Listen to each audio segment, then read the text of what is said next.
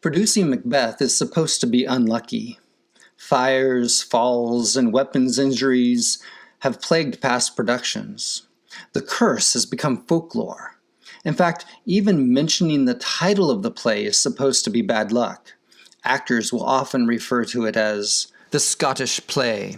Perhaps this is because the play itself is a study in evil, how one who is initially good, a war hero, can be tempted to the point that he becomes the embodiment of evil, an anti-hero.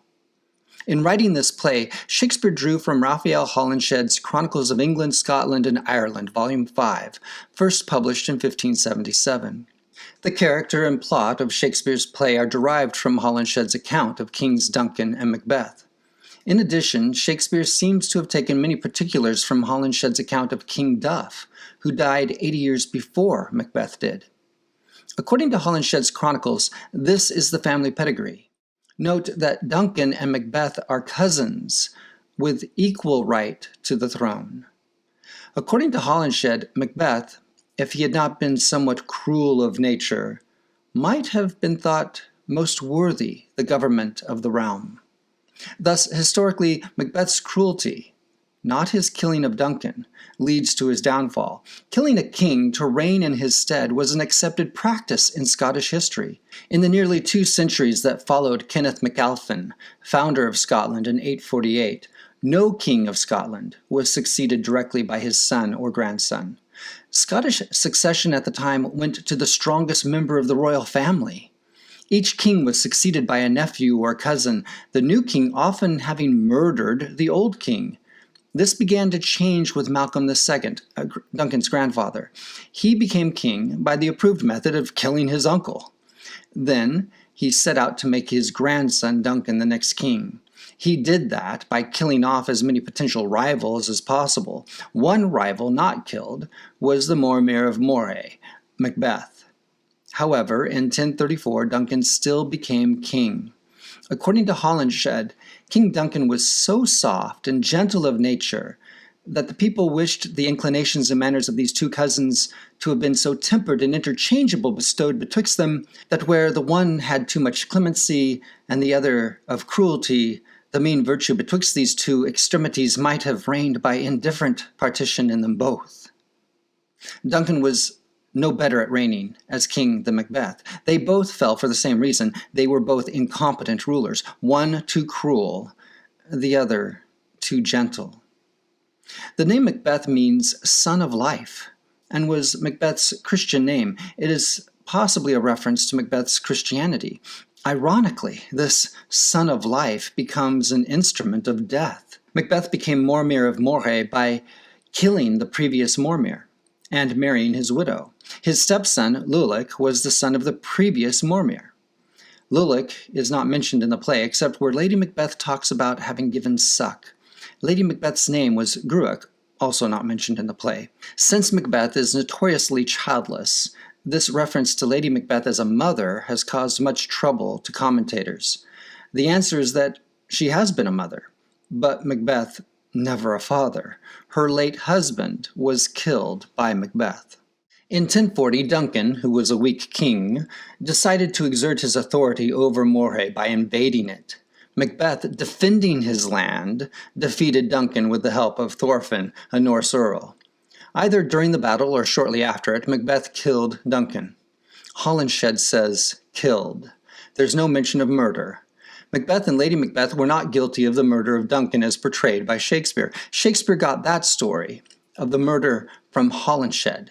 But in Holinshed, it is the murder of King Duff by MacDonald and his wife 80 years before Macbeth.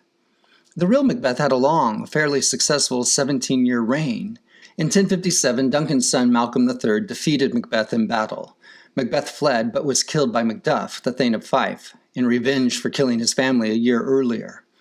Macbeth was succeeded as king by his stepson Lulic, but Lulic was defeated and killed by Malcolm III after only a few months. All the major characters in Macbeth are historical. with the exceptions of Banquo and his son Fleance. Shakespeare got Banquo and Fleance from Holinshed, who reported them as historical persons. However, modern historians consider them to have been a myth promoted by the dynasty which ruled Scotland during Holinshed's and Shakespeare's time, the Stuart family, to which King James I of Great Britain belonged. This is in fact a play to honor King James, Shakespeare now acting as the king's playwright. The first Stuart king of Scotland, Robert II, had a questionable lineage, which was a bit of an embarrassment, so a myth arose that said that Robert II was really descended from a nobleman named Banquo. The story of Banquo legitimized James's claim to the throne, thus both Holinshed and Shakespeare were writing to please the Stuart monarchy. In Shakespeare's play, for instance, Banquo and a procession of kings, 8 of them, the exact number of monarchs between James and the fictional Banquo, appear on stage. The procession ends with a mirror, probably held by Banquo, in which James may have been able to see himself and thus become part of the action. This Scottish play is definitely a tribute to the king who was the patron of Shakespeare's company. None of Shakespeare's history plays is satisfactorily true history, and it is unlikely that the editors of the 1623 folio would have labeled Macbeth a tragedy simply because it wasn't true to actual events.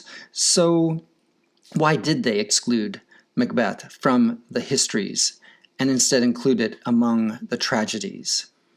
Possibly, Macbeth was excluded as a history for the same reason Hamlet and Julius Caesar are. It is not part of English history. And yet, how is Macbeth truly a tragedy? Macbeth is actually a villain. Hamlet is not the villain in his tragedy. How can the defeat of a villain be tragic? Nor does he commit any accidental atrocities which abound in Hamlet. Macbeth knows full well what he is doing. Macbeth is certainly not confused about the criminal nature of his deeds. He knows that what he is doing is wrong. He understands the reasons for resisting evil, but goes ahead and does it anyway. He recognizes the consequences, but is spurred by his vaulting ambition which o'erleaps itself. Remember, Hamlet has no ambition, and says so. So how can an ambitious villain become a tragic hero? I can offer a few reasons. For starters, there is no happiness that comes from his crimes. He is not the typical villain who rejoices in his evil, such as Iago in the play Othello, or fails to recognize it, such as Shylock in the play The Merchant of Venice. Macbeth knows full well what he is doing, and he loathes both the evil and himself for committing it. Our protagonist is thus an anti-hero, a character who lacks some or all of the traditional heroic qualities, but struggles with his own imperfections.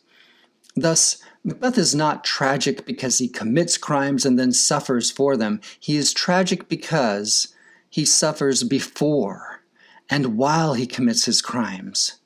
It is his recognition that he is indeed damned that makes Macbeth tragic.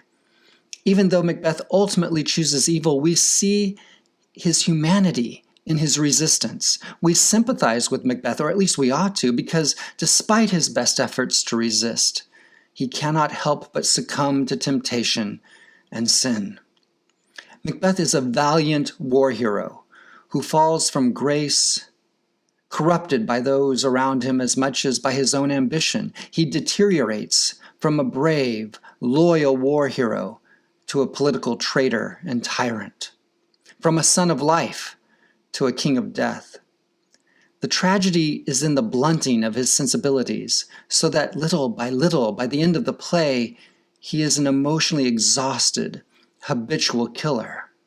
As much as Marlowe's Faustus or Milton's Satan are tragic anti-heroes, Macbeth is also a tragic anti-hero.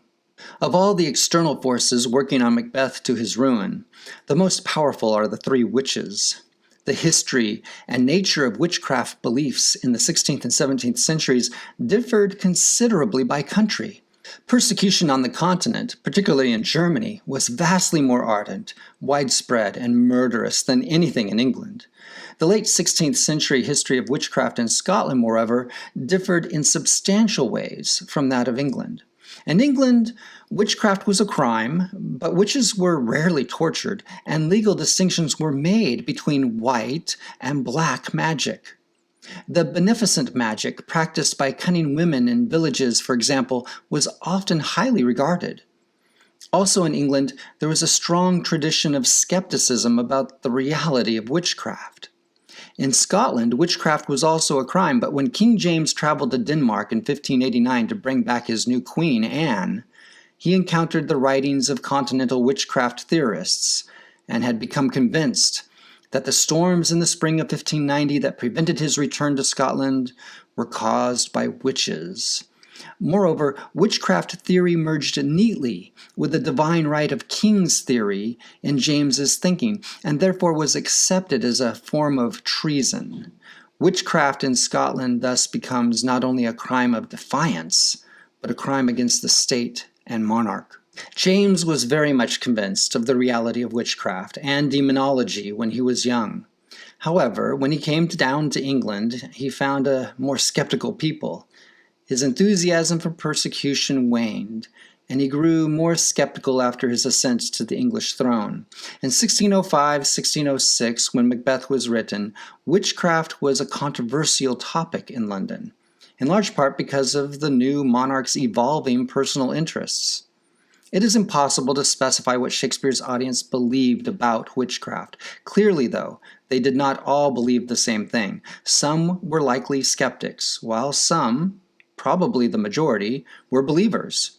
However, no one had to, or has to, believe in the existence of witches to enjoy Macbeth, or any modern film or book that stipulates their existence for entertainment. What we do need to understand is that the witches speak to Macbeth because he has summoned them unconsciously. He is ripe for temptation. The three witches are archetypal of the three fates of Greek mythology and correspond to the Norns of Germanic myth. In fact, although most texts spell weird sisters according to modern English spelling, originally the words were spelled Weird sisters, invoking the Norse idea of the three Weirds who controlled destiny. The abstract symbolism is more important than their religious aspect. They toy with Macbeth's destiny. However, if the three witches are patterned after the three fates, they manipulate more than they control the fate of Macbeth, and Macbeth is ripe for their insinuations. Why do I yield to that suggestion, whose horrid image doth unfix my hair and make my seated heart knock at my ribs against the use of nature? Banquo, on the other hand, understands the nature of temptation. To win us to our harm, he observes. The instruments of darkness tell us truths, win us with honest trifles to betray us in deepest consequence. Lady Macbeth may well attribute the course of events to fate and metaphysical aid, but it rapidly becomes apparent that what has thrown Macbeth is the voicing of his own black and deep desires. The witches can foresee the coming on of time, but whether their prophecies come to pass always depends on Macbeth's deliberate complicity. Macbeth's fate is the work of his own mortal hands. Macbeth's choices are predictable and therefore controllable, or at least easily manipulated. The witches merely tell him what he needs to hear in order to meet his tragic end. The witches do not foretell the future as it will be regardless of Macbeth's choices. They declare the future by manipulating Macbeth in his choices. The difference between foretelling a future and manipulating one is illustrated perfectly in the film The Matrix. Like Macbeth, Neo is manipulated. In this scene, he is manipulated to break a vase. I know you're Neo. Be right with you. You're the Oracle? Bingo. Not quite what you were expecting, right? Almost done. good, don't they? Yeah. I'd ask you to sit down, but you're not going to anyway. And don't worry about the vase. What vase? That vase. I'm sorry. I said don't worry about it. I'll get one of my kids to fix it. How did you know? Oh, what's really going to bake your noodle later on is, would you still have broken it if I hadn't said anything? Ironically, the act of turning to see the vase is what leads Neo to break the vase. Likewise, Macbeth is manipulated. He is told that although he will be king, he will never beget kings. And ironically, all he does to avoid losing the throne is exactly what costs him the throne and leads to his untimely ruin. The Scottish play is a brilliant study in how a good man goes bad, how he is manipulated, tempted, and goaded to make decisions that lead to self-destruction. It is a tragedy that reminds us that we all have the potential for good and evil, and our susceptibility to evil is far greater than we would like to admit.